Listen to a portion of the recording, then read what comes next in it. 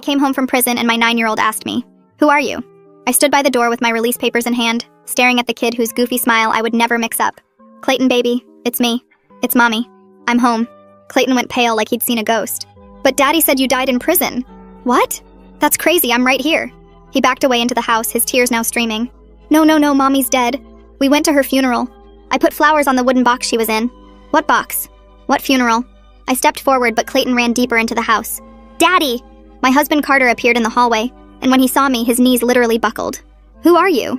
He pulled Clayton behind him, protective. "Carter, what are you talking about?" "It's me, Vivian. I just got released from prison. I held my release papers out, but he didn't move. Vivian died 8 months ago." His voice was breaking. Sewer slide in her cell. The warden called me himself and delivered the goodbye letter. I identified the body. We buried her. My legs felt weak. "That's impossible. I wrote you letters every week. I called when I could. We talked about Clayton's birthday 3 weeks ago." Carter shook his head slowly. "I haven't gotten a letter or call in 8 months. Not since..." He paused. "Since my wife died. I don't know who you are or what kind of sick game this is, but you need to leave." "Game? Carter, I'm your wife. We've been married for 12 years. He walked to the kitchen drawer and pulled out a folder. His hands were steady now, like he'd made up his mind about something. Inside were documents, a death certificate with my name, official prison letterhead saying I'd taken my own life, a program from my funeral with my picture on it. "This is my wife's death certificate," he said quietly, signed by the prison doctor. I stared at the papers. They looked real. Official seals, signatures, everything. "This is fake. It has to be. Someone's lying to you." Clayton peeked around his father.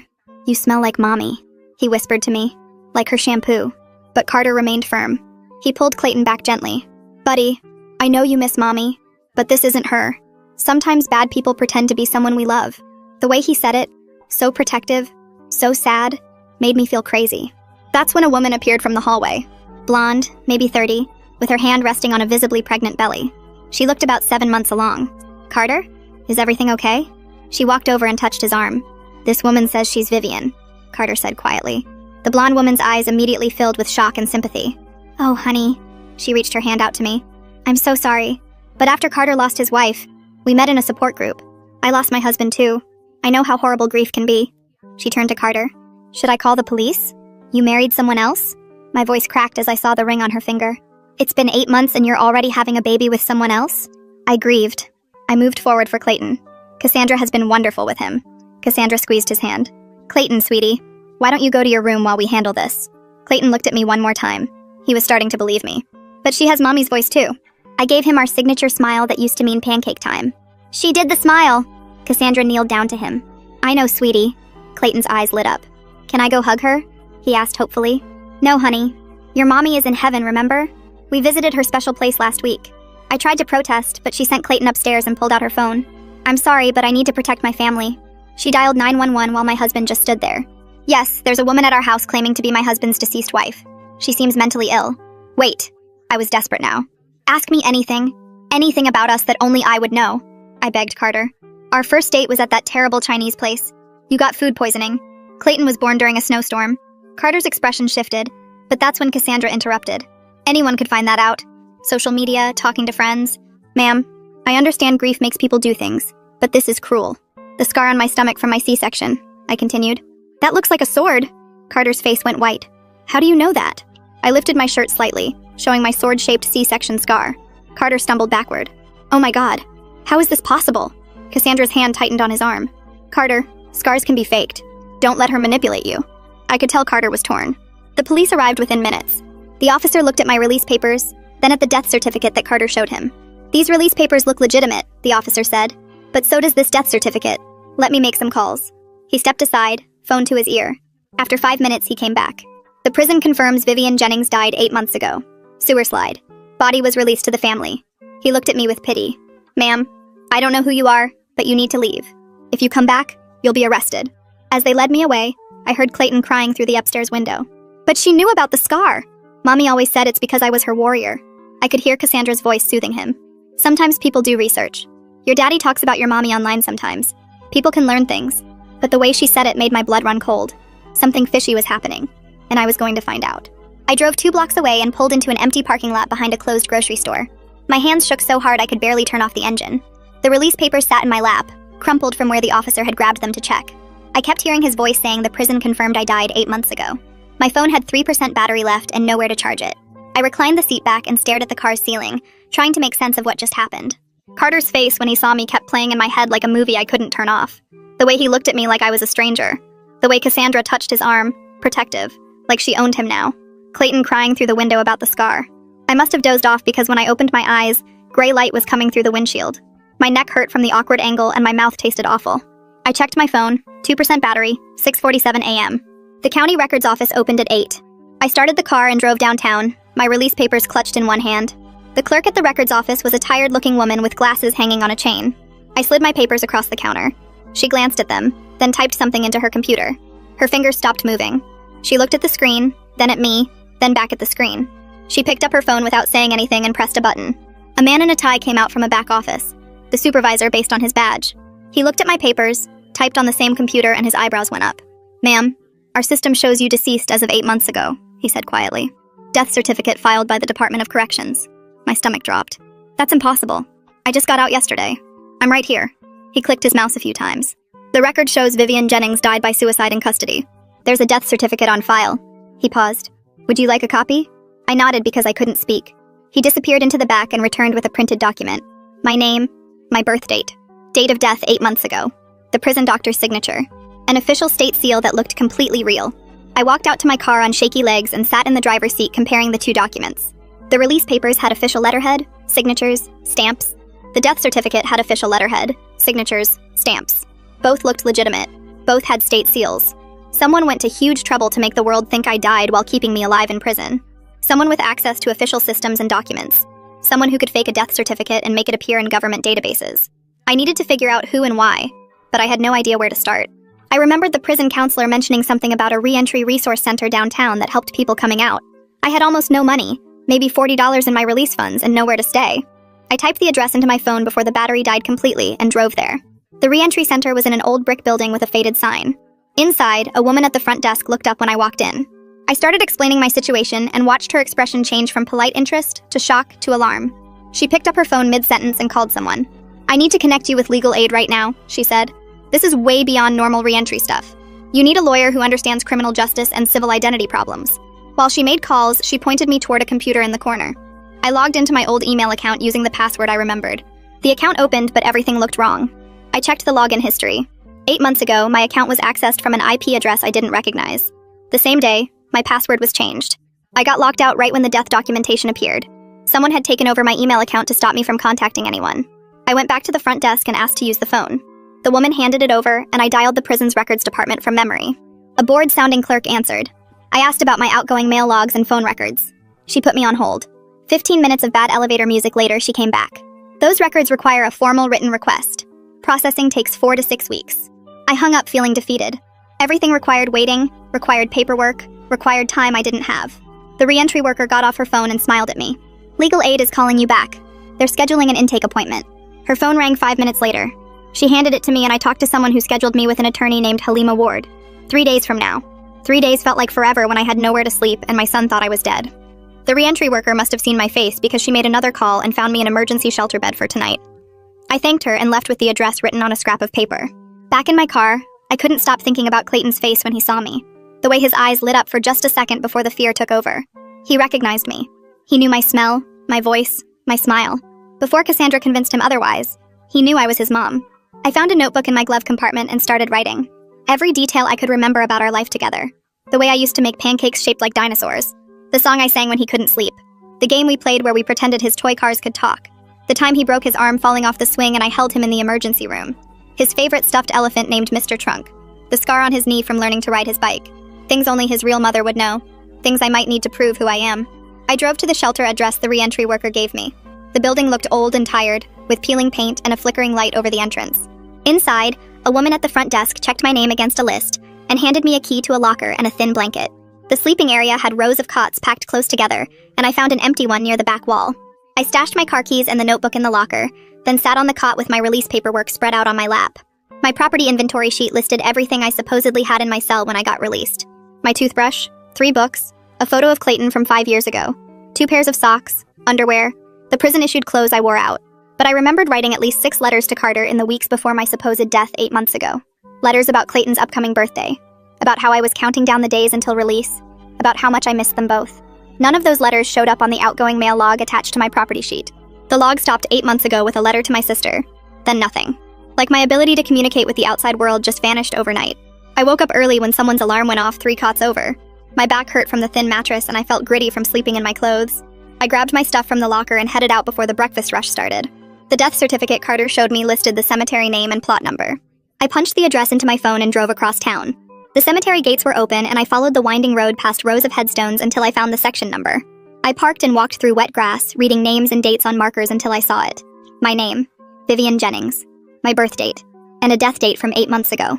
Fresh flowers sat in a metal vase attached to the headstone. Someone had been here recently, probably Carter and Clayton visiting what they thought was my grave.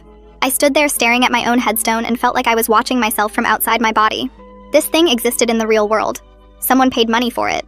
Someone carved my name into stone. Someone put my supposed body in the ground under this exact spot. The whole thing felt wrong in a way that made my skin crawl. I pulled out my phone and took photos of everything.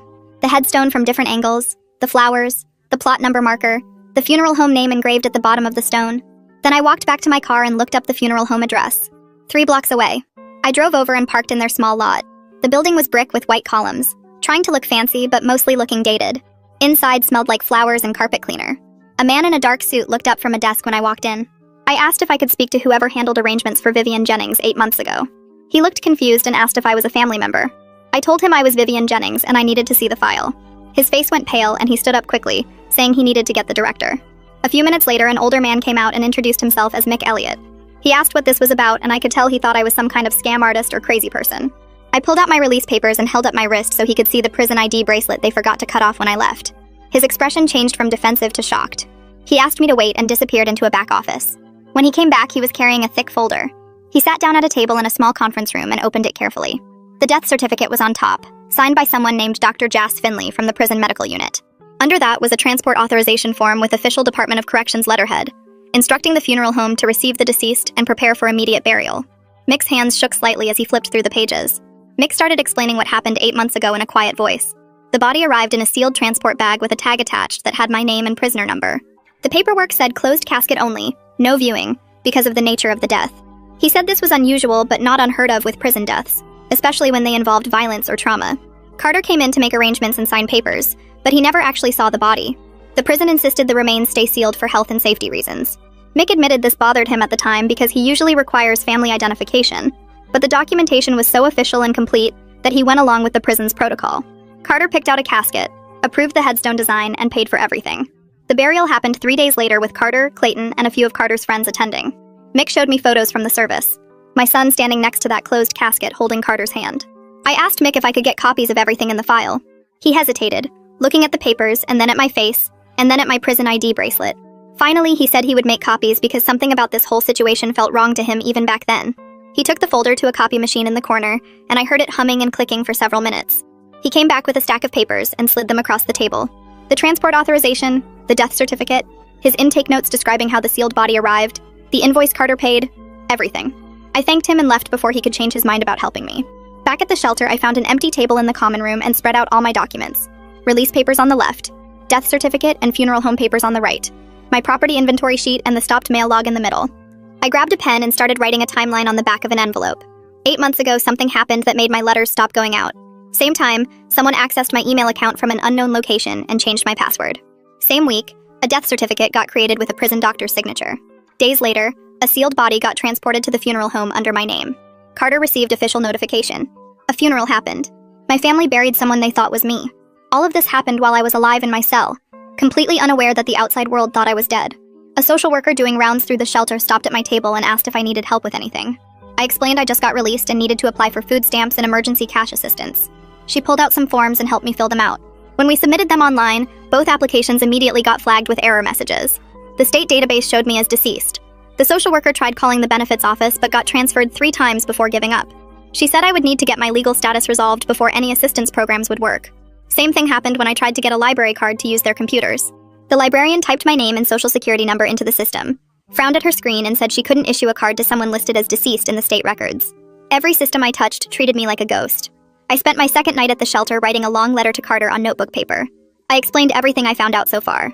The missing letters on my property inventory, the grave with my name on it, the funeral home file showing a sealed body that no one actually identified, the stopped email account, and the timeline of when everything happened. I made copies of my release papers and printed the photos of the grave from my phone at a drugstore. I put it all in an envelope with Carter's name on it. I wanted him to see the evidence in writing, when Cassandra wasn't there to intercept or explain it away. Maybe seeing it all laid out would help him understand that something terrible happened to both of us. The next morning, I looked up Carter's workplace address online. He worked at an insurance company downtown in a big office building. I drove there and went to the mailroom in the lobby, addressing the envelope to Carter's full name and company. The clerk took it without asking questions, and I walked out feeling like I accomplished something small but important. Then I drove to the DMV to try getting a new ID since mine expired while I was in prison. I waited in line for 40 minutes before getting to a window. The clerk typed my information into her computer and her face changed. She called over a supervisor. The supervisor looked at the screen and then at me and said they couldn't issue identification to someone whose records showed them as deceased. I tried explaining about the prison error, but the supervisor just kept saying I needed to resolve my status with the State Vital Records Office first. I left the DMV with nothing, still unable to prove who I was to any official system. The legal aid office was in a rundown building near the courthouse, 3rd floor with no elevator. I climbed the stairs carrying my folder of documents, my legs still shaky from the DMV rejection. The waiting room had plastic chairs and outdated magazines, but the receptionist was kind when I explained I had an appointment with Halima Ward. She led me to a small office where a woman in her 40s sat behind a desk covered in case files. Halima stood up and shook my hand firmly, her grip warm and reassuring in a way that made my throat tight. She gestured to the chair across from her desk and pulled out a yellow legal pad, pen ready. I started talking and couldn't stop, the whole story pouring out while she wrote page after page of notes. She asked specific questions about dates and times, about who I talked to at the prison, about the exact wording on the death certificate. When I got to the part about Clayton recognizing my smell and smile, she looked up from her notes with something sad in her eyes but kept writing. An hour passed, then another, and she never once acted like I was crazy or lying.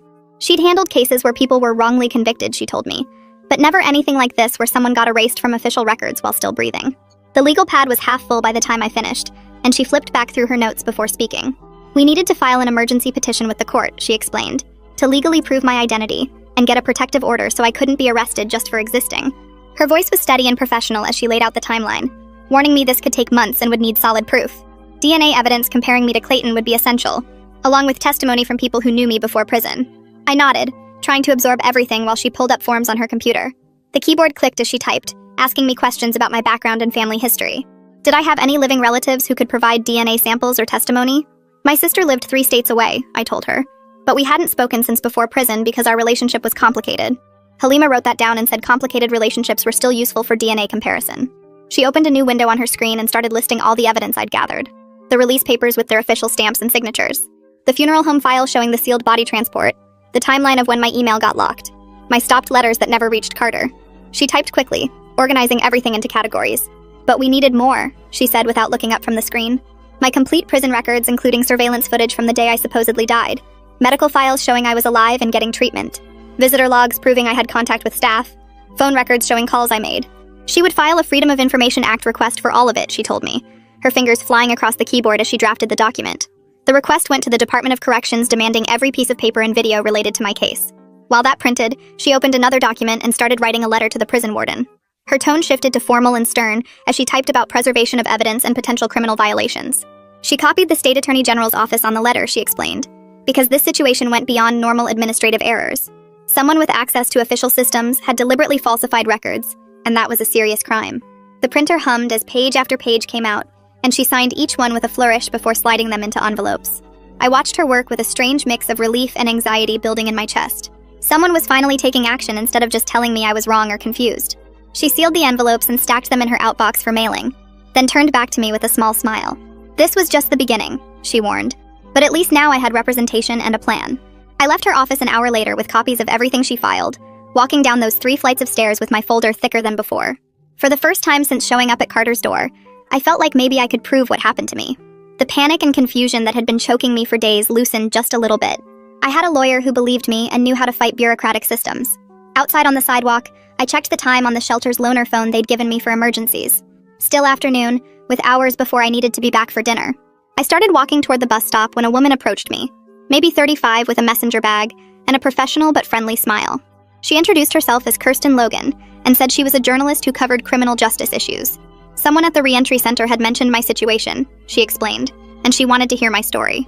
My stomach clenched with worry about making things worse, about Cassandra seeing my name in the news and using it to keep me from Clayton.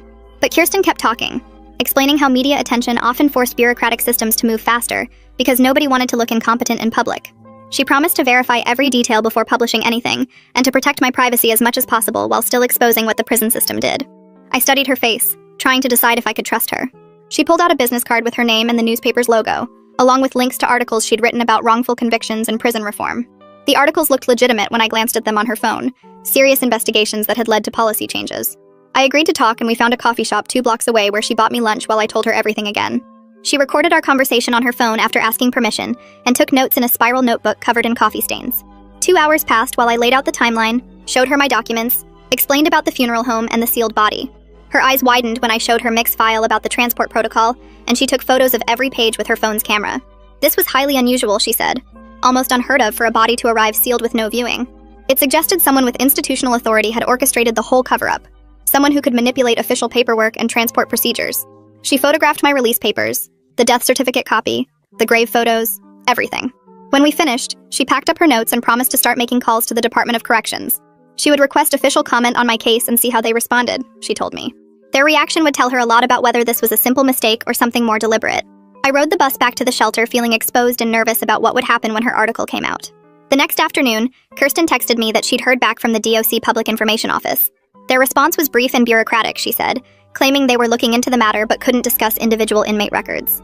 That was government speak for internal panic, she explained, because organizations only used that kind of language when they were scrambling to figure out what went wrong. 3 days after I mailed my letter to Carter's workplace, an unknown number called the shelter's loaner phone. I almost didn't answer because I figured it was spam, but something made me pick up. Carter's voice came through shaking and uncertain, asking if we could meet somewhere public to talk. He'd gotten my letter at work, he said, and hadn't been able to think about anything else since reading it. My hands trembled as I agreed to meet him at the same coffee shop where I'd talked to Kirsten. He'd seen all the evidence laid out in writing, away from Cassandra's protective interference, and something had shifted in how he was processing everything. I hung up and sat on my shelter bunk staring at the phone, wondering if this meant he was starting to believe me, or if he just wanted more answers before deciding I was crazy. The coffee shop was nearly empty when I arrived the next afternoon, just a few people with laptops scattered around. Carter was already sitting at a corner table, and I could see from across the room that he looked terrible. Dark circles under his eyes, wrinkled shirt, hair sticking up like he'd been running his hands through it all night. The manila folder sat on the table in front of him, thick with papers. I slid into the chair across from him and watched as he opened the folder with shaking hands. He spread the documents across the table between us like he was laying out evidence at a crime scene. Death certificate, funeral program, official prison letters, all of it arranged in neat rows. His voice came out rough when he finally spoke, asking me how any of this could be real if I was sitting right here in front of him.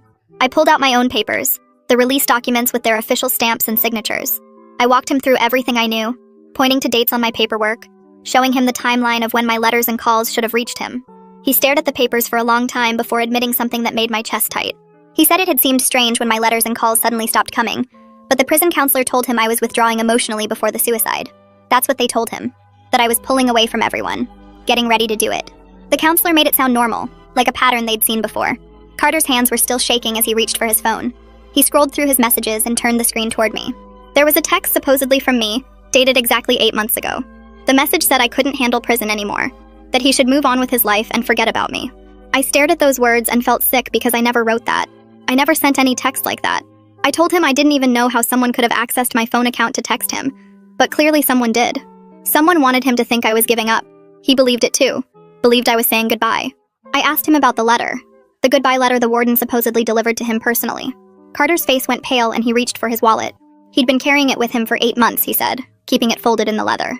The paper was worn soft from being handled, creased where it had been folded and unfolded probably hundreds of times. I took it from him carefully and started reading. The handwriting did look like mine, similar enough that I could see why Carter believed it. But the words were all wrong. The phrasing was stiff and formal, nothing like how I actually write or talk. It said things about accepting my fate and finding peace, phrases I would never use. It talked about Clayton in this distant way that made me want to scream because I never wrote like that about my son. Carter was watching my face as I read, really studying me. I could see something shifting in his eyes, like he was finally letting himself consider that maybe I was telling the truth. He asked me what I needed from him, his voice barely above a whisper. I told him straight out because there was no point dancing around it. I needed DNA testing to prove I was Clayton's biological mother. I needed him to stop treating me like some dangerous stranger who was trying to hurt his family. I needed him to help me figure out what happened and who did this to us. He nodded slowly and said he would agree to the DNA test, but then he added that he needed time to process everything before involving Clayton any further. Cassandra was terrified, he explained. scared that I was going to destroy the family she'd built with him. She was pregnant and worried about what my return meant for her baby, for Clayton, for everything they'd created together. He needed to figure out how to handle the situation without traumatizing everyone involved. I wanted to argue, wanted to demand immediate access to my son, but I forced myself to stay calm. We exchanged phone numbers, typing them into each other's phones right there at the table. Carter promised he would cooperate with Halima's legal proceedings, that he wouldn't fight me on the identity restoration. As we stood up to leave, he reached out and touched my arm briefly. The contact was so quick I almost missed it. He said he was sorry for not believing me at first, that the death certificate and the funeral had felt so real. Accepting that I was gone had seemed easier than questioning official documentation from the prison system. I rode the bus back to the shelter in a daze, my emotions all tangled up, exhausted but also weirdly hopeful for the first time since this nightmare started. Having Carter as an ally instead of an enemy changed everything, even though the path forward was still messy and complicated. At least now I had someone who believed me, someone who could help prove I was who I said I was. 2 days later, my phone buzzed with a call from Halima. She had news that made my pulse speed up. The Department of Corrections had assigned an internal investigator to review my case after her formal requests in Kirsten's article. A woman named Antonella Colombo from the Office of Inspector General wanted to interview me about what happened. Halima gave me the address of a government office building downtown and told me to bring every piece of documentation I had.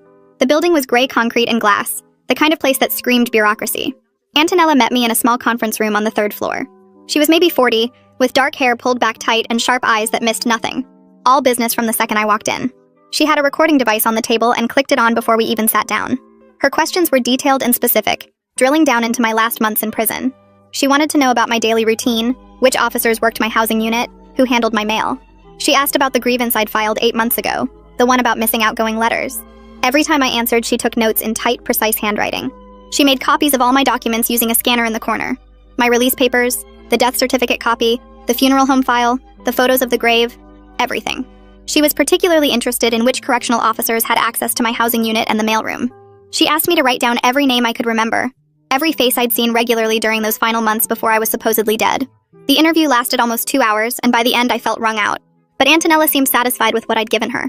She packed up her notes and recording device, then told me she'd be in touch as the investigation progressed. She couldn't share details about what they were finding, but she promised to keep Halima updated on anything relevant to my legal case. Antonella closed her folder and looked at me with an expression I couldn't quite read. She pulled up something on her computer screen and turned the monitor so I could see it.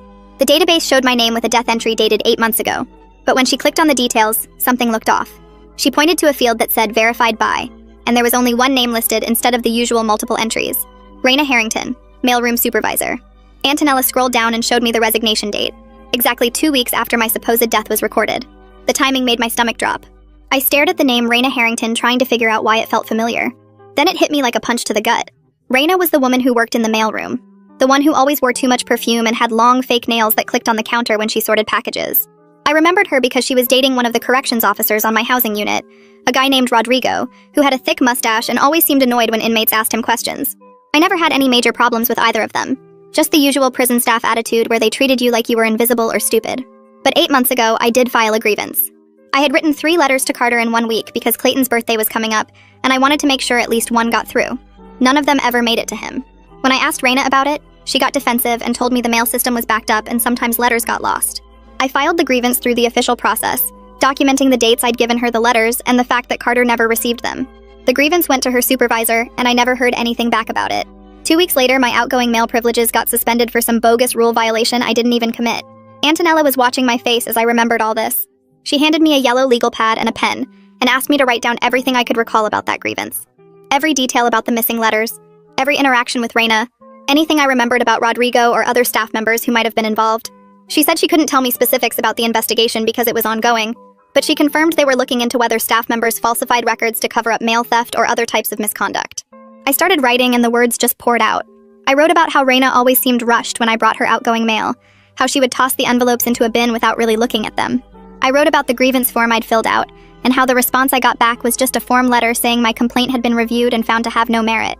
I wrote about Rodrigo, and how he started giving me weird looks after I filed the grievance, like he knew something I didn't.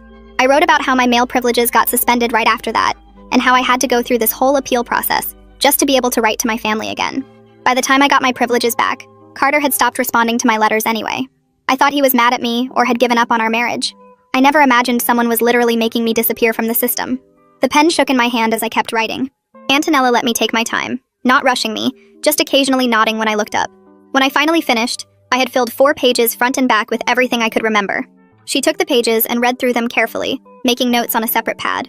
Then she looked at me with a serious expression and told me something that made my blood run cold.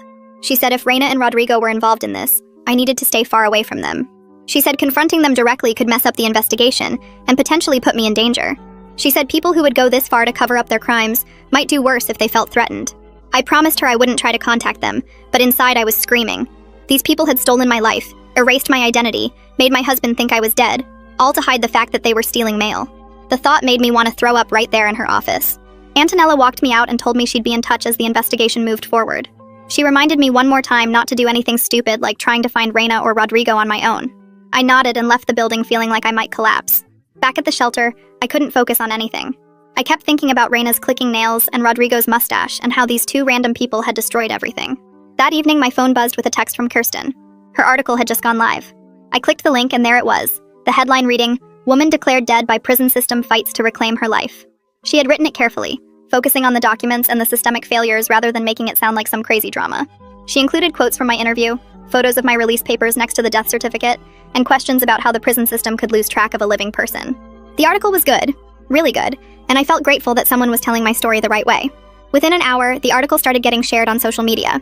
I watched the comments pile up on my phone screen.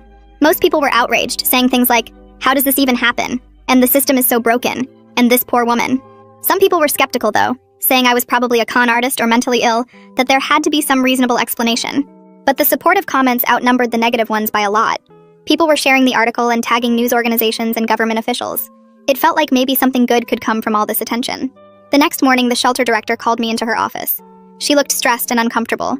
She told me she'd received a phone call the night before from someone claiming I was dangerous and shouldn't be around vulnerable people.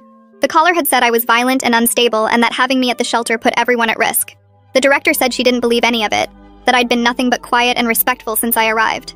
But she had to take the threat seriously because of liability issues and the safety of the other residents. She was really sorry, but she needed me to find somewhere else to stay. I felt like I'd been punched in the stomach. I gathered my few belongings and called Halima from outside the shelter. She sounded angry when I told her what happened. Angry at whoever made that call, not at me. She said she had some emergency legal aid funds she could use to get me into a cheap motel for a few weeks while we worked on more permanent housing. 2 hours later, I was checking into a rundown motel on the edge of town. The room smelled like cigarettes and cleaning chemicals.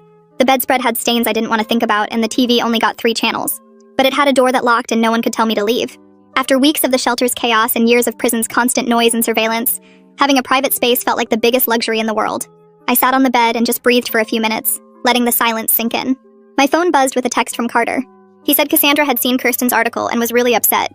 She was worried that all the media attention would bring chaos into Clayton's life, that reporters might show up at the house or at his school.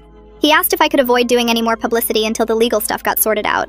I texted back that I understood and would hold off on any follow-up interviews.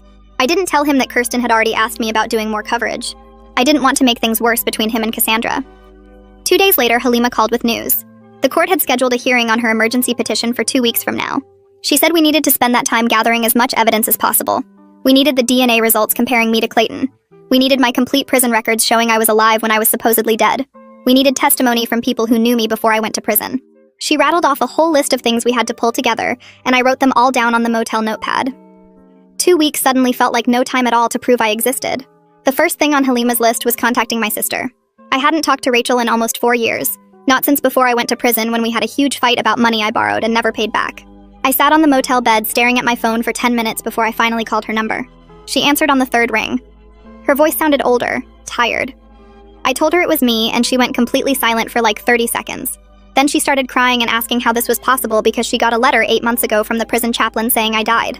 The letter had official prison letterhead and everything. She said she felt terrible for not coming to the funeral, but she was broke and lived 3 states away, and our relationship had been so bad. I told her the whole story about the fake death certificate and Carter remarrying and Clayton thinking I was dead. Rachel kept saying she should have known something was wrong, that she should have called the prison to verify, but she just assumed prison officials wouldn't lie about someone dying. I asked if she still had the chaplain's letter, and she said yes. She kept it in a box with old family photos. She promised to scan it and email it to me right away.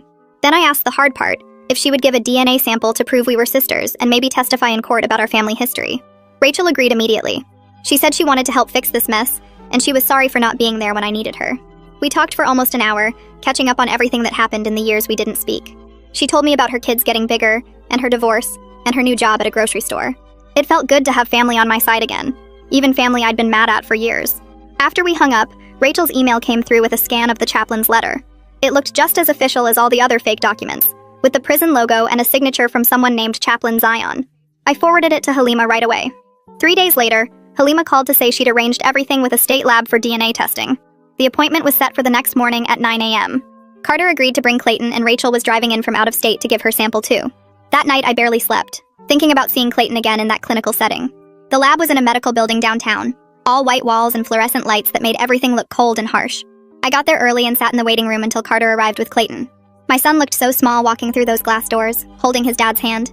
He was wearing his favorite blue shirt with dinosaurs on it, the one I bought him for his 7th birthday. When Clayton saw me sitting there, he stopped walking and just stared. I smiled at him but didn't say anything because Halima warned me the court's temporary order meant no contact during the appointment. The lab tech called us back to a room with 3 chairs and a metal table covered in supplies. She explained the process to Clayton in a nice voice, telling him it would just be a quick swab inside his cheek and it wouldn't hurt at all. Clayton kept looking at me while she talked, like he was trying to figure something out. Carter stood behind him with his hands on Clayton's shoulders, protective. The tech did my sample first, rubbing the swab along the inside of my cheek for 30 seconds. Then she did Clayton's sample while he sat very still and brave. I watched my son's face the whole time, memorizing every detail because I didn't know when I'd see him again. His eyes were exactly like mine, dark brown with little gold flecks. He had a small scar on his chin from when he fell off his bike at age 5. I wanted so badly to reach out and touch him, to pull him into my arms and never let go, but I just sat there with my hands folded in my lap. After the tech finished with Clayton, she labeled all the tubes with numbers and barcodes. Carter told Clayton they could leave now, and Clayton asked in a quiet voice if he could say something to me. Carter looked uncomfortable but nodded. Clayton turned to me and said I really did smell like his mommy, and that confused him. Then Carter guided him out of the room before I could respond. I sat there for another 20 minutes waiting for Rachel to arrive. When she finally showed up, we hugged for a long time in the waiting room. She looked different, older and thinner, but her eyes were the same. The tech took Rachel's sample, and then told us the results would take 10 days with the expedited processing Halima requested. 10 days felt like forever when I knew the science would prove what I already knew, that I was Clayton's mother, and I never died in that prison cell. I spent those 10 days in the motel room mostly, watching terrible TV and trying not to go crazy with waiting. On day 6, Antonella called with new information from her investigation. She said the prison's surveillance system showed me alive and walking around my housing unit on the exact date I supposedly died. The cameras captured me in the day room, in the chow hall, in my cell. She also interviewed other women from my unit, and they all confirmed I was there that whole week, very much alive. Multiple people remembered seeing me and talking to me on the day the death certificate said I killed myself. Antonella's voice got more serious when she told me the next part. She found another inmate death that happened 3 days before my supposed death. A woman named Jazz who died of a heart attack or something medical. Jazz had no family, so her body was released to the county for burial in the prison cemetery, where inmates with nobody go. But here's the disturbing part. The timing of Jazz's death and my fake death lined up too perfectly to be a coincidence. Antonella thought someone might have switched our identities in the prison records, declaring me dead and having Jazz's body buried under my name. I felt sick hearing this, thinking about some poor woman buried in a grave with my name on the headstone. Antonella explained her theory about why this happened. If Reina and Rodrigo were stealing mail like I suspected, and if my grievance 8 months ago could have exposed them, they might have seen Jazz's death as an opportunity. By declaring me dead in the system, they could make any complaints I filed disappear as clerical errors. With me officially deceased, Carter would stop asking questions about missing letters. I'd be trapped in this bureaucratic nightmare even after my release date. The whole theory made horrible sense in a way that made me want to throw up. They declared me dead and buried someone else under my name just to cover up stealing mail and whatever other shady stuff they were doing. Carter would stop calling the prison asking why his wife wasn't writing back. Any grievances I filed would get dismissed because dead inmates don't file complaints. I asked Antonella what would happen to Reina and Rodrigo if she proved this theory true. She said they could face federal charges for falsifying government documents, mail fraud, and civil rights violations. The prison administration could also face huge liability for failing to catch such a massive error in their system. Federal investigators might get involved. People could lose their jobs. There might be lawsuits. Antonella told me she was building a strong case but needed more evidence before bringing charges. She was tracking down the transport records for Jazz's body and interviewing more staff members who worked in the mailroom. Everything was moving forward, she said, but these investigations take time. I thanked her and hung up, feeling angry and validated at the same time. Angry that people would destroy my life just to hide their crimes. Validated that someone in authority finally believed my story and was working to prove it. 5 days before the court hearing, Halima called my motel room at 8 in the morning. The DNA results were back from the state lab. She read the numbers to me over the phone. 99.97% probability that I was Clayton's biological mother. My sister's DNA confirmed we were siblings. The lab had no doubt about my identity. Halima said she was filing the results with the court within the hour and sending copies to Carter's lawyer and the state attorney. I sat on the motel bed after hanging up, staring at the printed email confirmation she sent to the business center downstairs. Science proved what I already knew, but seeing those numbers made it real in a way that felt different. My phone rang again 2 hours later. Carter's name showed on the screen. I answered and heard him crying before he said anything.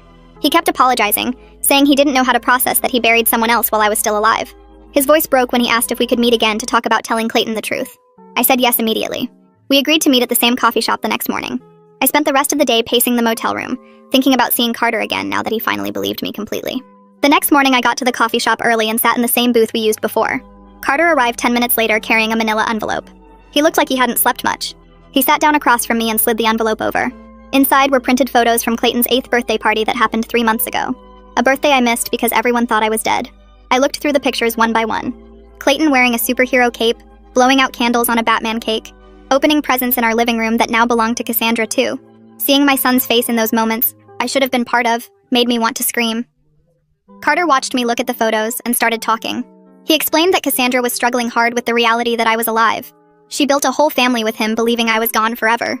Now she was 7 months pregnant and scared about what my return meant for her marriage and her baby's future. I understood why she felt that way, but it didn't change anything about what I needed.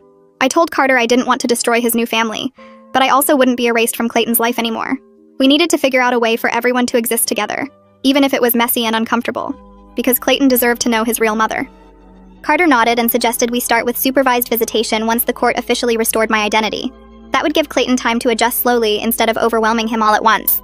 It wasn't what I wanted. I wanted to hold my son and never let go. But I agreed because pushing too hard too fast could hurt Clayton more. The court hearing arrived on a Tuesday morning.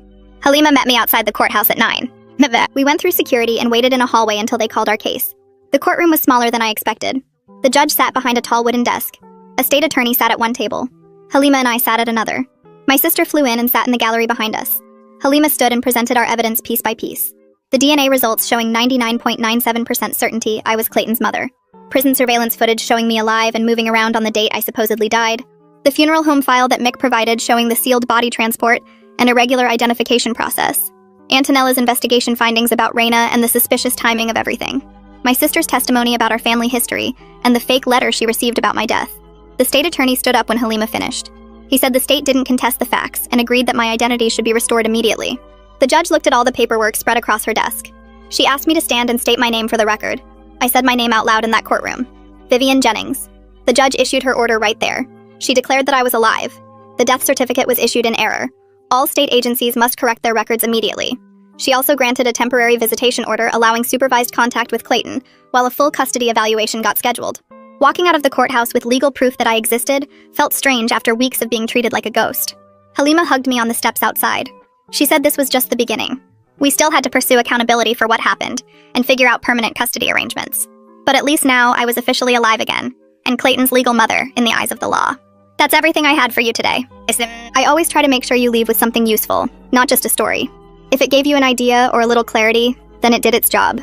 Subscribe so you don't miss the next one.